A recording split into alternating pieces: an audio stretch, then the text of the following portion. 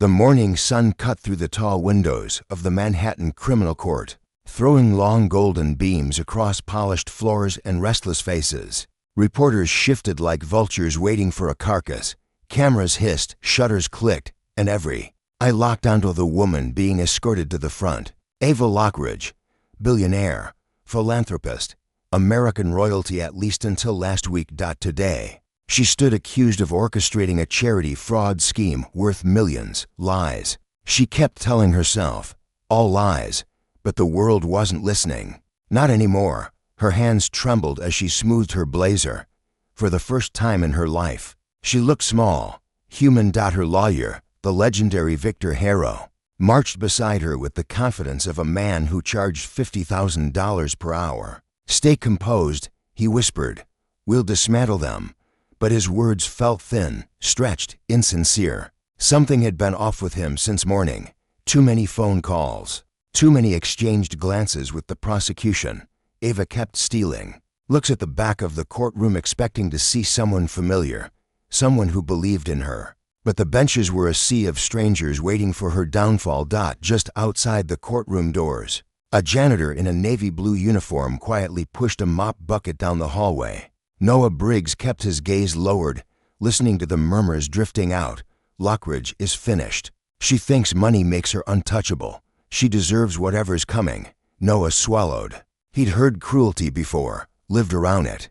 But something about the tremor in Ava's voice earlier when she had thanked him for holding the elevator stuck with him. Most billionaires didn't look janitors in the eye. He kept moving. Inside, the judge entered. Papers rustling. Case number for 8C State of New York versus Ava Lockridge. Victor rose. Ava lifted her chin, pulling herself back into the image she had trained for years to project, composed, unbreakable. But then, something shifted. Victor leaned toward her, voice barely audible. This isn't working for me anymore. Ava froze. What do you mean? He straightened his tie, avoiding eye contact. I've accepted a conflict notice. I'm withdrawing from representation. What? The courtroom stirred. A few gasps, a few smirks. Victor stepped away from her table. Your Honor, effective immediately, my services are terminated. The judge's gavel cracked like thunder. Mr. Harrow, you cannot abandon a client mid-hearing. My firm has instructed me to step back. I have no choice. Ava's lungs burned. Victor, please. But he didn't look back. He simply walked, past the jury box, past the prosecution, past Ava's trembling hands, out the heavy doors and into the hallway. The doors swung open hard enough to rattle. Noah jumped, watching the powerful attorney storm out with the expression of a man escaping a sinking ship. Then Noah heard Ava's voice cracking inside the courtroom. The judge called out, Ms. Lockridge, do you have alternate counsel? I don't. Her words crumbled. I don't have anyone. The judge sighed deeply. Then this hearing cannot continue. You must have representation. Silence. Reporters leaned forward. Cameras zoomed in. The entire courtroom inhaled, hungry for Ava Lockridge to shatter. Noah felt a knot twist in his chest. Memories he never invited back clawed up another courtroom, another abandoned soul, another injustice he couldn't stop. Before he even realized what he was doing, his feet were moving. He stepped through the doors. The entire room turned as the janitor in worn boots and calloused hands walked toward the defense table. Ava looked up, eyes glossy, breath unsteady. Noah swallowed, voice rough but resolute. Your Honor.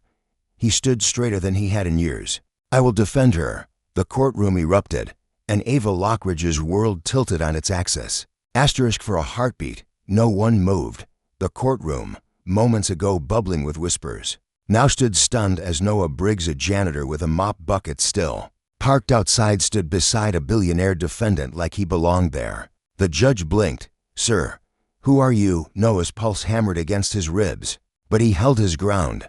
My name is Noah Briggs. I work for the courthouse maintenance staff. Snickers rippled across the room.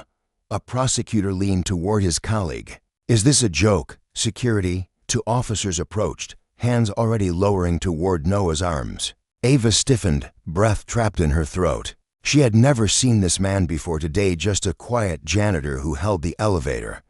But now he looked different, taller, steadier. His eyes carried the weight of someone who'd lost more than anyone in this room could imagine. Noah raised his palms. I mean, no disruption. I'm asking permission to speak. This is a court of law, the judge snapped. Not a place for theatrics. Another wave of laughter rippled through the benches. Ava felt humiliation burning up her neck. Another spectacle. Another public disaster. But for some strange reason, she couldn't pull her eyes from Noah. Something about him felt familiar. Not his face, but the heaviness behind it. Noah continued. Your Honor, she has no representation. You cannot proceed without offering her a temporary advocate. You are not an attorney, the judge replied. No, Noah said, voice low, not anymore. The room froze again. The judge's brows tightened. What did you say? Noah exhaled slowly, as though releasing a ghost. I passed the bar 10 years ago, practiced for 5. Then I walked away. Ava's head turned sharply. You were a lawyer? She whispered. I was, he answered, not meeting her eyes. A long time ago. And now you clean floors, the prosecutor mocked. Noah didn't flinch. Life doesn't always go the way you think. The judge rubbed his temple. Even if this is true, you are not licensed to practice currently. I understand, Noah said, but she has nobody. And you know this hearing can't proceed without counsel. Let me stand for her just long enough for a continuance. Give her a chance to find real representation. The officers halted mid-step, waiting. The judge hesitated. This is highly irregular. Ava finally found her voice. Your Honor, please. Her tone wasn't commanding or entitled. It was fragile, human. The entire courtroom heard it. The judge looked between the billionaire on the verge of collapse and the janitor who stood there with a quiet, unwavering plea. At last, he sighed. Mr. Briggs, you may speak on her behalf for the session only until proper counsel is assigned. One misstep, and you will be removed immediately. Do you understand? Yes, Your Honor. A wave of shock washed across the gallery. Ava's chest loosened, even as fear tangled in her stomach. Why was this man helping her? What did he owe her? What did he want? Noah stepped to the defense table, and she felt the air shift like someone had just opened a window in a room she'd been suffocating in. He whispered, I'll do what I can. I can't promise more. Why are you doing this? Ava asked. Noah's jaw tightened. Because I've seen someone abandoned in a courtroom before. I didn't stop it then. His voice cracked slightly. Ava heard guilt, old grief, maybe even rage buried deep. Before she could question further, the prosecutor slammed a stack of papers on his table. Fine, he sneered. Let's hear what the janitor has to say. We were just about to present evidence of Ms. Lockridge's charity funds disappearing into a private account under her initials. The courtroom buzzed. Ava's eyes widened. That's impossible. I never. Noah raised a hand gently. Let me handle it. He turned toward the judge, the gallery, the cameras. His posture straightened. His voice settled into something controlled, sharp, familiar, the voice of a man who once fought battles in rooms like this. Your Honor, Noah said, before the prosecution proceeds, there's something this court needs to know. Every head leaned in. Ava felt her heartbeat stumble. Noah continued. The account they're referring to. He paused, eyes darkening with a secret he had held back for years. It's not hers. Gasps erupted, but Noah wasn't finished. It's mine. The courtroom exploded, and Ava's world flipped into freefall.